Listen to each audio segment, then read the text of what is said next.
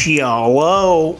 Welcome to another episode of the Scoresburg podcast, talking UWM ball. For people that don't know what that is, UWM men's basketball, and got a legendary insider with me today. Not an actual insider, but an insider to us because I'm sure a lot of you listening are clueless on UWM ball, but he'll be here to fill in those gaps. It needs no introduction, but I'm giving him an introduction. He's a resident of Waukesha County, a member of the Milwaukee Church of Christ, a father of three, a UWM alumni, and a former season ticket holder of UWM. Welcome to the Scoresburg podcast, Shaun Topel. Well, thank you for that excellent intro. I think you summed up the whole of my existence in a few sentences there. So, that's exactly who I am. And for those listening, all 50 UWM fans out there, by those qualifications, you'll know that I'm the real deal, that I'm qualified to talk about UWM basketball. Yes, absolutely. And I mean, the squad, it's been pretty entertaining. I mean, I've been going to games with Shaun here the past couple seasons, and it's entertaining on just the knowledge that he's obtained, and I'm intrigued for you guys to get a load of everything that he's got on this squad. Basically leading off with just the league that they're in. It's Horizon League. They're 4-time champs. Last time they hoisted, 2014, when I was in attendance at school. I'm also alumni status. And random fact, the farthest they went in the tournament, I happened to be in attendance at that game as a 10-year-old. The dad was like, "Oh, you want to go to a Sweet 16 Illinois game, see D. Brown?" And I was like, "Oh, heck yeah." Little did I know they were playing UWM, the future school that I would be attending. And I didn't even know that was the farthest they've ever made in tournament history. There you go. Which is Fighting Illini. Classic stuff. Who is their point guard?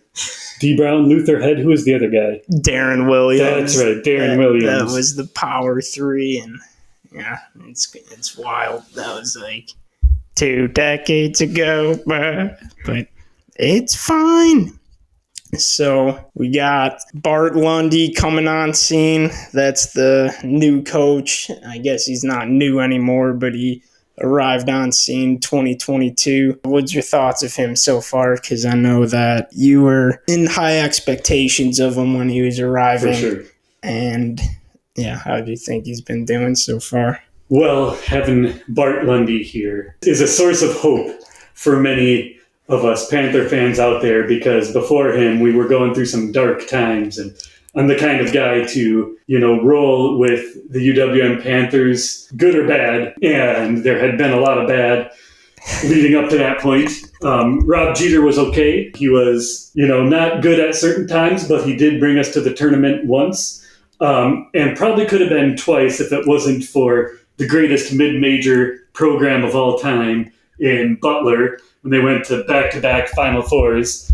I truly believe that, UWM would have had another NCAA tournament appearance, because I don't think anybody else in the Horizon League would have beaten them at that point. But since then, it's been absolute darkness. Nothing good. And then Lundy shows up. First 2 seasons in the books, both 20-win seasons. They were within 2 minutes and 58 seconds of going to the NCAA tournament last year. Mm-hmm. So they were right there. Failed to close the deal. Lost to Oakland, who had a pretty nice tournament run last year.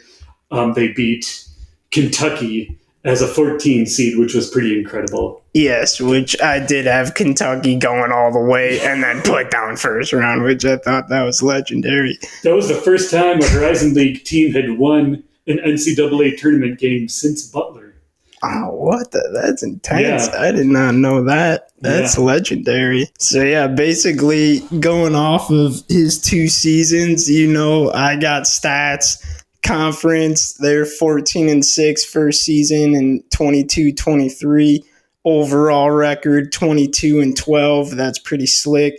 Home record of 15-3, so the crowd's bringing the Thunder, bringing that home field advantage, which I think is pretty awesome. And then, they went in as the 2-seed Horizon tournament. I remember they were playing Cleveland State, and I was thinking that was going to be a cakewalk to the finals, and then put down. Yeah, that was a rough one. That game was very typical of how a lot of Lundy coached games go. They get down really, really big in the first half, and then he must have some incredible halftime speeches. Hopefully he hasn't used them all yet, but there's been numerous examples where they're down by double digits and come back in the second half. Sometimes 10 minutes into the second half, they become a new team and just start to catch up, but in too many cases, it's been too little too late. No, definitely. I was stoked to see him semifinals that season. Northern Kentucky hoisted. Northern Kentucky. Yeah, so they were 23 Horizon League champs. I'm guessing they got put down first round in the NCAA tourney. They did. They may have won. I have to go back and look. They may have won one of those like play-in rounds. Oh, they have like a 16 versus a 16. Oh yeah. Somebody battling for the right to lose to like Duke or whatever. Yeah. But I'd have to go back and look. No, that makes sense. And then last season, 23-24, they were 12-8 conference status, 20-15 overall, and at home again, bringing the Thunder, the crowd, 12-4. That's pretty slick. Get into the championship Horizon League, like Shaun said, and put down the Oakland. But both years been increased each season. Are we expecting another increase, or are you nervous on roster? Well, that is a fun question to answer at this point in the season, because maybe a week and a half ago I would have said absolutely this is going to be the year. NCAA tournament bound. They're picked first in all the preseason Horizon League polls. So, you lose B.J. Freeman, but you replace him on paper. There's plenty of returning scoring, plus you got A.J. McKee. I mean, we can go through the roster later on, but the start to this season, though, is kind of, they came out flat. They got pummeled by UNI, fellow Panther squad, UNI Panthers. Came out and just trashed them. And then last night they lost to Longwood Lancers, whatever a Lancer is. I don't know what a Lancer is, but it's good enough to beat a Panther. Lost there. So they're 0-2 versus D1 competition now, which is kind of disheartening. Feel like it's kind of turning into a pattern with Lundy and his Panthers, is that they always start really slow. And then throughout the season, they just gel and come together at the end. It's just a matter of how fast they're going to do that this year. Hopefully it's faster than usual, but remains to be seen. I think they'll get there. I think they'll be competitive by the end of the year. And I think they'll give themselves a good shot to win the Horizon League tournament. But the difficult thing about dropping these non-conference games is that it hurts you. If you do make the NCAA tournament, it hurts you. Because you want to get out of that 16 seed, you want to get out of that 15, you want to get to like a 12 seed. When UWM made all the noise back in the day with Bruce Pearl, they were a 12 seed, and then they got there again with Rob Jeter as an 11 seed with all of Pearl's players, and they won the first round in that season too.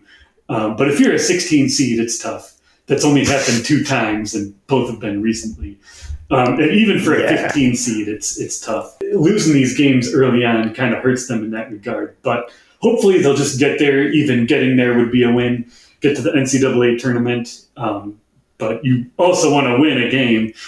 So we'll see. We'll see what happens. No, definitely. Yeah, because that's actually a bonus that they could increase in seeding. I, for some reason, just thought they were sucking 15 or 16, even if they had like an undefeated season. So that's a bonus that they could get the higher seeds there. And you need the non-conference to do it, because nobody in the Horizon League is, a quality team. Yeah. But you're looking at, out of like the 364, I think there's 364 teams that are D1 right now. You're looking at like the bottom half, like there might be a few teams in the ratings that are above 150. but not that many. I mean, back in the day, you had Butler and even non-Butler schools. Cleveland State was good in its day. Yeah. Milwaukee when Pearl was here. Couple others. I mean, they were good schools. But since then, yeah, it's been tough sledding. So you really need some non-conference wins to pick up a good seed. Like last year, I think Oakland, they had, I forget who they beat, but it was a decent team. Oh yeah, I think they were the 14 seed.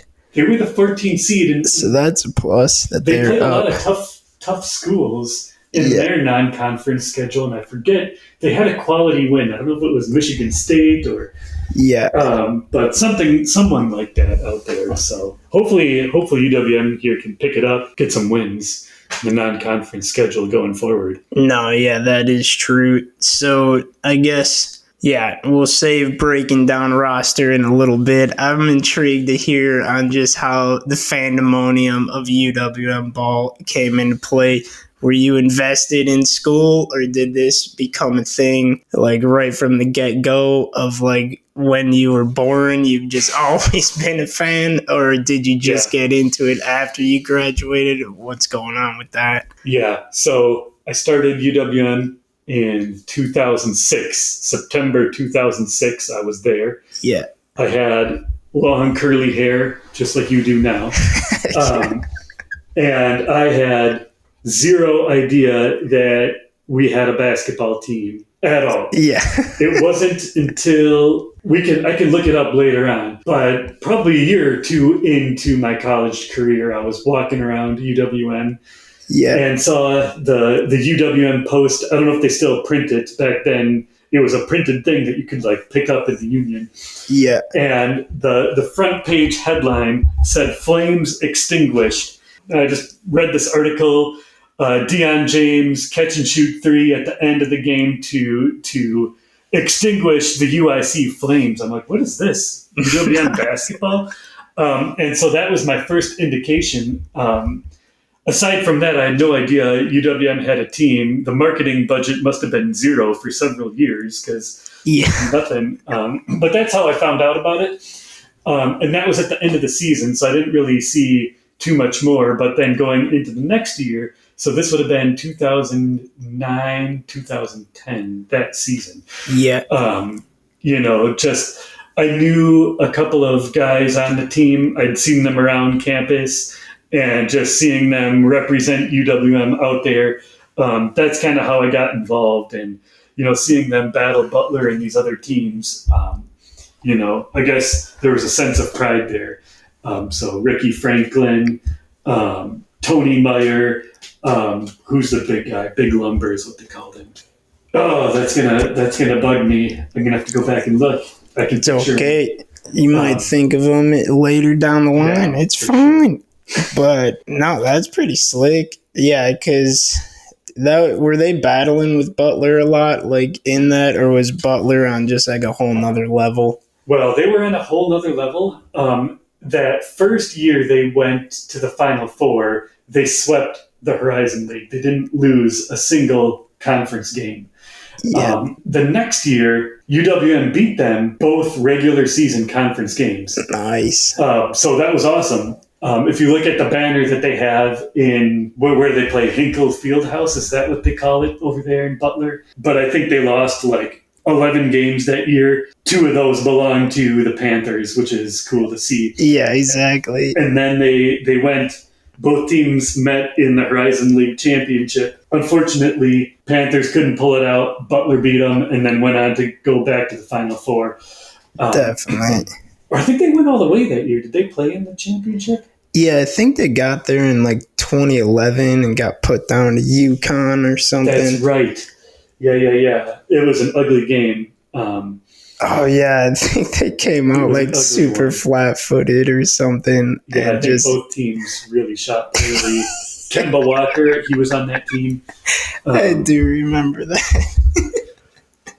But yeah, so there was some definitely, some back and forth going on there. But they were certainly, I mean, it's Brad Stevens, he's going to have that team on a different level, but I'm proud that they beat him twice in the regular season at least. Yeah, no, that's definitely scoring. Ever since like the whole like Horizon League, it's been basically the same squads, but who would you say is like UWM rival squads, or do they even have them? Yeah, you would have to go Green Bay for sure, especially with all of the accusations over the past couple of years between both schools. That definitely adds a lot of drama to it. I don't know if you'd say we have a rivalry with Oakland, but Oakland, I mean, Greg Campy, coach over there, he's been there forever.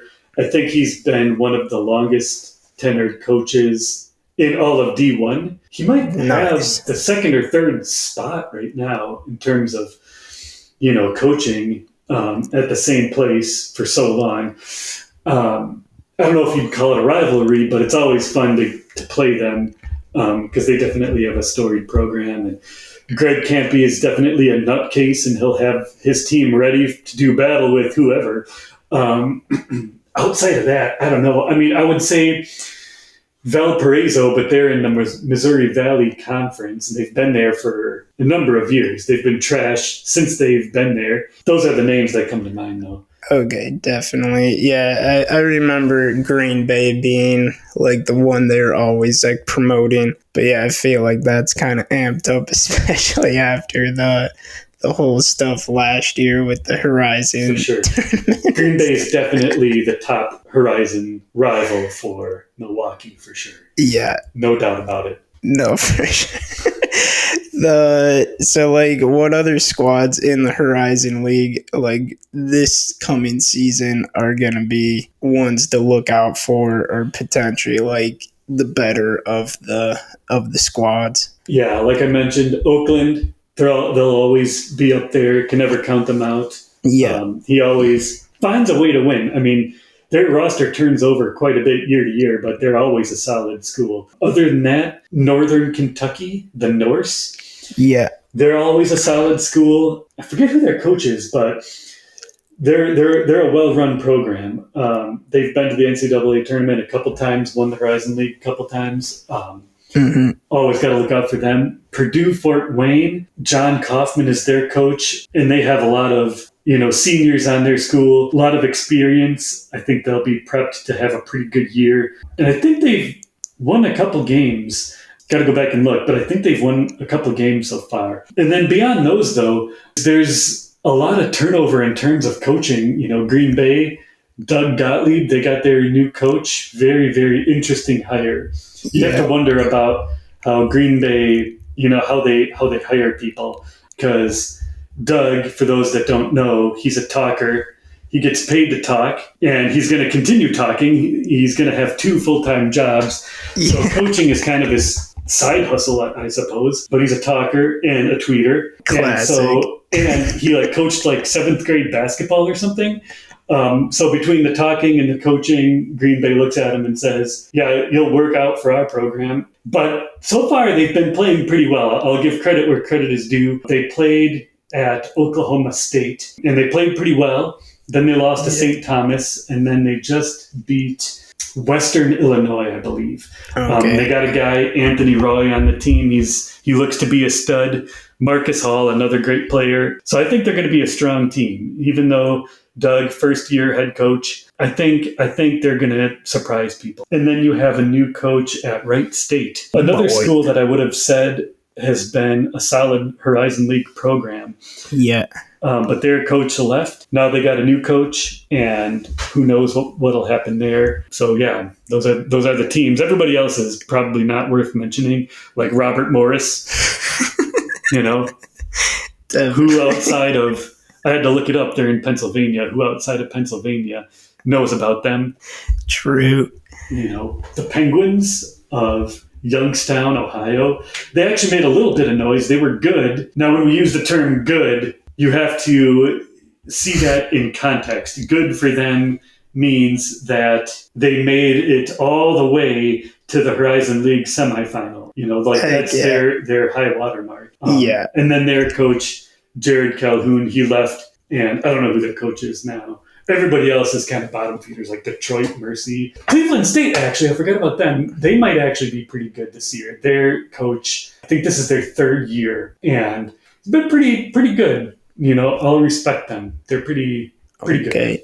So no, definitely. That makes sense. Some of those squads with Oakland and stuff looking solid after coming off a championship. And I do remember you telling me that coach always finds a way to put in a good squad too, which is interesting. But yeah, I guess a riot for sure. He's going into our squad here this season. They started off with that. We're recording November 14th, and they pounded a squad first game, almost put up most points in UWM history. 118 points. And then the last two games just couldn't find it. But you got Fields coming back, Pratt coming back, Freeman bailed. You got this nice AJ McGee. I've just been looking at stats that he's been putting up this stuff, but was Freeman's exit known? Was that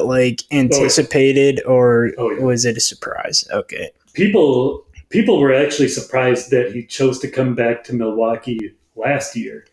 So he gave us a bonus year. Nobody saw that coming. So that was really cool to see. At the end of this year, after what he's done, the numbers that he put up, he's a really good player, got great size. He's 6'6", great guard. Nobody expected him to come back. I mean, with the transfer portal and the NIL, I'm sure they paid him a lot of money to go over to, where is it? Arizona State? Yeah. Sun Devils, that's where he's at now. Yeah. No surprise there. No, that makes sense. Yeah, because I just remember even when we were going to the games that was my main man that I would look for, because he would put in 10, 15 points a night, which was slick. But with the roster this season, who is that guy? And is there other guys that were on the squad last year that are going to fill that void? Or is it looking like there's holes in the lineup? Yeah, so on paper, there's definitely enough production on the squad to replace Freeman's production. The issue that I see is that Freeman, kind of player that he could just score. He could just score points. Yeah. You don't need to set him up. He doesn't need to have a play ran for him to get open to shoot a three. I mean, he scored 3-pointers with hands in his face all the time. It didn't matter. With the roster this year, I think the struggle is that the guys are good, but they're not Freeman level good. And I think Lundy's got some figuring out to do to put guys in positions to score points. And then you're going through the roster. There's definitely enough production on the team. Faison Fields is back, great big. He scored a lot of points. I don't know if he averaged a double-double last year, but he's probably close to it. And then you got Kentrell Pullian, who has been with Lundy since the beginning. And then you mentioned Eric Pratt. Interesting story here. He, along with AJ McGee, was picked All Horizons second team, I believe. But he didn't play last night. And apparently he's stepping off the team for at least a few games due to personal reasons. Okay. Don't have any other details, but that's a huge loss because he's one of the team's better 3-point shooters. And that is what they severely lack right now. They don't have good 3-point shooting yet. And even in the last game last night, they had some good looks at threes and nobody was really knocking them down. So that might be an issue for the Panthers going forward. Yeah, then I guess answer your question, who can replace Freeman? The most obvious would be AJ McGee. I mean, I think he averaged 18 points a game at nice. Help me out. What was that? Queens, where Lundy came from. So he can score. He didn't play too well last night, but hopefully he can get it going and start scoring some points for sure. No, that's definitely will be a bonus because just from me scoreboard looking, it looks like it was interesting to see who will fill that. But no, so with the roster and how they've kind of started what is your predictions for this season? Do you think they have what it takes for having another over 500 record, or is this potentially suspect, or are they going to be just good at home? And I don't know, what is the overall, are we looking at 20 wins, or will we not get that again? Yeah, I'm not as confident as I was a week and a half ago, but I still think that there's a lot of room for them to grow together. Watching the UNI game, watching the game against Longwood, it just seems like they're not playing to their full potential. And I think that's on Lundy. I don't think it's on the players. I think it's on Lundy to figure out how to get these guys in positions to score, to win games. Because you look at the roster, there's no reason why they shouldn't be dominating some of these teams. I mean, Longwood, they're an okay team, but a team I think we should have crushed. I think they should have crushed them, and they didn't. So that's kind of concerning. But I think the talent is there for them to be a good team. But just, so many turnovers last night, and just unforced turnovers. Guys just trying to make passes that you don't need to make. Guys just throwing the ball away, and threes not going down. I think they were 4 of 15, something like that. And one of those threes came in garbage time, 30 seconds left. Somebody hoisted a three and it went in. So just not a good game. I think the talent is there. And like I mentioned earlier, the trends for both seasons. If you look at his first season, second season, they always start off kind of slow and then kind of halfway through pick it up and start winning games. Once they start firing on all cylinders, I think they'll get there. But the big question is Eric Pratt. Will he come back? Will he not? If he's off the team for good, that's going to be a big loss because he's definitely expected to help ease the loss of BJ Freeman. If he's not back, then it's going to be more difficult for him. So hopefully he gets back and they'll go from there, win a few games. I think they just need to see the ball go in a few times. Then I think everything will be all right. Yeah. So 20 wins, yes or no? Yes. Yeah. That's what we want to hear.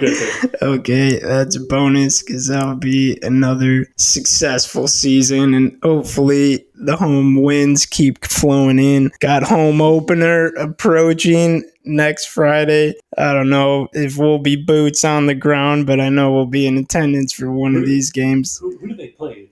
Portland State. That's the 22nd for the home opener, I guess, Panther Arena, because I guess they always have the official first one at the K. Yep. But, so, squad's looking not as strong, but there's improvement, and I think it would be intriguing, too, to even hop back on randomly throughout the season and get some more UWM chat on just how the games are coming together. But I guess to end it off, we'll end with the legend himself, the PB&J update.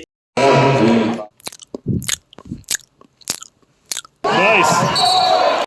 Patrick Baldwin Jr., this dude was highest draft pick UWM history, and he basically came to the squad because his dad was the coach, but he did not live up to expectations and was injured half the season the one season he did play. What was your thoughts on it when he was on roster? Yeah, great kid. Feel bad that his college career went the way that it did. He was definitely expected to be a lot better than he was, especially, his two schools that he narrowed it down to, it was either going to be UWM or Duke. He's supposed to be on Duke playing for Coach K. He was that caliber of player. So to go from that and choose UWM instead and play against the Horizon League, he should have been out there crushing it. He should have returned all these Horizon League schools to dust. Yes. But like you mentioned, didn't play well and then got injured. There's some controversy there of how injured was he really? Was he just trying to protect his draft stock? Yeah. I almost forget, when I think of Panthers that have played in the NBA, Yeah. or have been on an NBA team, there's not that many of them. I think the list is 3, maybe 4, maybe 5, something Definitely. like that. And I forget that he was on the Panthers and that he is still in the NBA. The guy that I always think of is Von McDade. Yeah. He scored a lot of points as a Panther, and I think he was on the Knicks maybe. So PBJ, I guess, is still out there. He's on the Wizards. Wizards right now. Yeah. He's not on the G League team. He's on the actual. He's on the squad. He's bench boy. He comes in. The stats that I was seeing, he comes in at least like 5 to 10 minutes every game, and he'll get fourth quarter junk time. Yeah. Or is he? Maybe, but I don't know. Some of this stuff, it seems like he's actually like active in. I haven't actually seen him on court, but who knows? Maybe I'll try tuning into one of their contests to see. But yeah, he was drafted with Golden State, and then they're like, this dude's not solid, and then they dished him. Is it just a contract thing? I think because he got traded, right? I think that was it. I think that Golden State could let him go as part of a trade package. It kind of stinks that he did get traded. I thought Golden State would be a perfect place for him to kind of sit in the background, develop. I mean, he's got great talent. He's tall. He's a guard. He's 6'10". I kind of like picture him as like a Mike Dunleavy type of player. Tall guy, shoot 3-pointers. And Golden State would be the perfect place for him to grow and develop. But, he's with the Wizards now. Hopefully he can stick around because I think he does have some potential to be a solid role player on somebody's team. But no, absolutely. We'll see. That's your PB&J update. Nice. And dude, that was a solid pod. Got the first UW1 in there. Appreciate all the inside insight on the squad. And like I said, maybe we'll hop on again for mid-season update and stuff, or after we attend a game or something. But that's your UWM basketball update. And shout out to the women's soccer squad. They just won Horizon League Championship, which is wild. So that's sick. Very dominant. They won it last year too. Yeah. They won it last year. They went to the NCAA tournament. I believe they won a game or two in the NCAA tournament. Yeah. And then I forget who they lost to, but they were expected to get destroyed and actually put up a solid effort. So yeah, UWM women's soccer, solid program. Definitely something to be proud of. Oh sure. Yeah, without a doubt, bringing in another championship. Gotta love that. But that basically wraps up this show. See you later. Bye. Thank you, Mr. Kelly. Thanks for listening, and beer.